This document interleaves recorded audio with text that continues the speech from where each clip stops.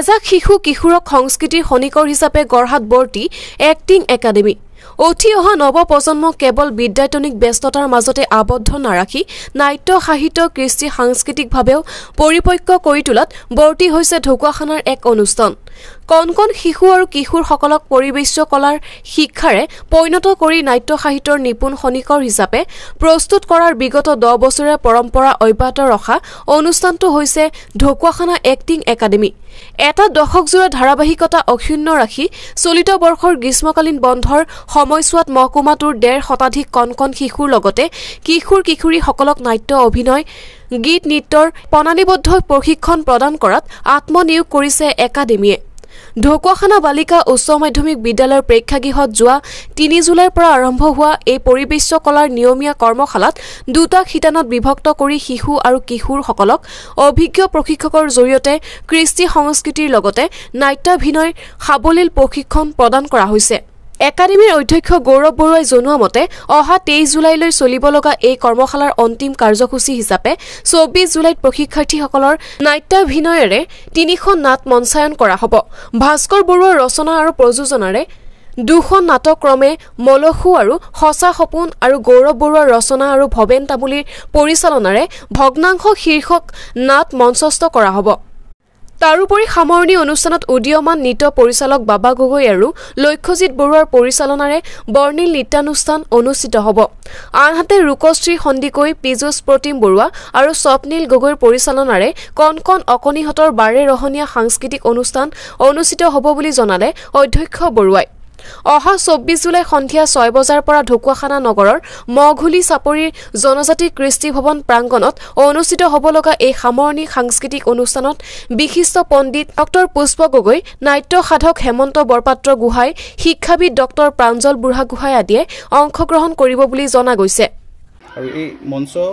আনুষ্ঠানিকভাৱে উদ্বোধন কৰিব আমাৰ সকলোৰে পৰিচিত শ্ৰদ্ধাৰ ডক্টৰ পুষ্প গগৈ ছাৰে বিশিষ্ট অতিথি হিচাপে আমাৰ হেমন্ত বৰপাত্ৰ গোহাঁই নাট্যকাৰ লগতে আমাৰ প্ৰাঞ্জল বুঢ়াগোহাঁই ডক্টৰ প্ৰাঞ্জল বুঢ়াগোহাঁই তেখেত উপস্থিত থাকিব একাডেমীৰ এই প্ৰয়াসৰ এগৰাকী শুভচিন্তক হিচাপে অভিভাৱক আৰু সকলো সংস্কৃতি প্ৰেমীৰ উপস্থিতি উৎসাহ উদ্দীপনা আন্তৰিকতাৰে কামনা কৰিছে একাডেমীৰ পৰিয়ালে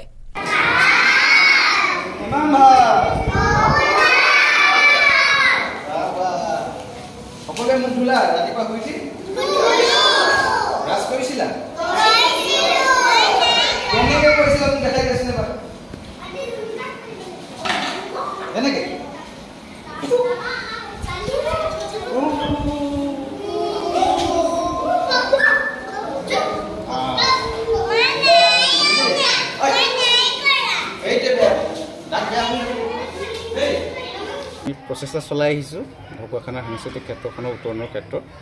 এইবাৰ আমাৰ নৱম বাৰ্ষিক গ্ৰীষ্মকালীন অভিনয় কৰ্মশালা হৈছে লগতে পঞ্চম বাৰ্ষিক অচ্যুত দাস বৰুৱানী আমাৰ অকণি ৰংচৰা য'ত আমি 3 বছৰ বয়সৰ পৰা 7 বছৰ বয়সৰ এই কণ কণ শিশুসকলক আমি তেওঁলোকক সৃষ্টিশীল যিটো তেওঁলোকৰ মন কেনেকৈ সৰুৰে পৰা আগবঢ়াই নিব পৰা যায় তাৰ কাৰণে আমি তেওঁলোকক নৃত্য গীত অভিনয় আৰু খেলা ধূলা সাধু কথা এইবোৰৰ জৰিয়তে তেওঁলোকৰ লগত আমি সম্পৰ্কটো স্থাপন কৰিবলৈ চেষ্টা কৰোঁ আৰু ঠিক তেনেকৈ 8 বছৰ বয়সৰ পৰা গ্ৰীষ্মকালীন অভিনয় কৰ্মশালাত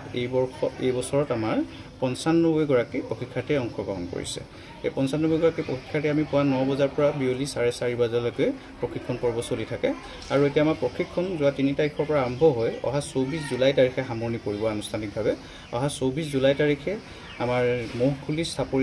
চাপৰিস্থিত জনজাতি কৃষ্টি বিকাশ কেন্দ্ৰৰ প্ৰেক্ষাগৃহত আমি সন্ধিয়া 6:30 বজাৰ পৰা আমাৰ সামৰণি অনুষ্ঠানটো অনুষ্ঠিত কৰিম সামৰণি অনুষ্ঠানত আমি 3খন নাটক লৈছোঁ তাৰ ভিতৰত আমাৰ ৰাষ্ট্ৰীয় নাট্য বিদ্যালয়ৰ স্নাতক ভাস্কৰ বৰুৱাই 2খন নাটক এখন মলখু আৰু এখন সঁচা সপোন আৰু ঠিক তেনেকৈ গৌৰৱ বৰুৱাৰ ৰচনাৰে ভৱেন তামুলীৰ পৰিচালনাৰে আন এখন নাটক আছে আমাৰ ভগ্নাৱশেষ এই 2খন নাটক তাৰ লগত থাকিব আমাৰ লক্ষ্যজিৎ বৰুৱা আৰু বাবা গগৈ পৰিচালনাৰে 3টাকৈ নৃত্য অনুষ্ঠান তাৰ লগতে থাকিব আমাৰ কণ কণ মইনাহঁতৰ নৃত্যৰ মানে অনুষ্ঠান থাকিব আমি ঢকুৱাখানাৰ ৰাইজে যথেষ্ট সহায় সহযোগ আগবঢ়াই আহিছে ৰাইজৰ পৰা সহায় সহযোগ পাইছোঁ ঢকুৱাখানাৰ প্ৰশাসনৰ পৰা আৰম্ভ কৰি আমাৰ প্ৰচাৰ মাধ্যমৰ সকলোৰে পৰা আমি সহায় সহযোগ পাইছোঁ আশা ৰাখিছোঁ অহা 24 তাৰিখে ঢকুৱাখানাবাসী ৰাইজ তথা সাংস্কৃতিক মনৰ সকলো ৰাইজ আহিব, অনুষ্ঠানটোত উপস্থিত থাকিব, কণ কণ ল'ৰা ছোৱালীহঁতক প্ৰেৰণা উৎসাহ যোগাব, আমাকো সহায় কৰিব, তাকে কামনা কৰিছোঁ।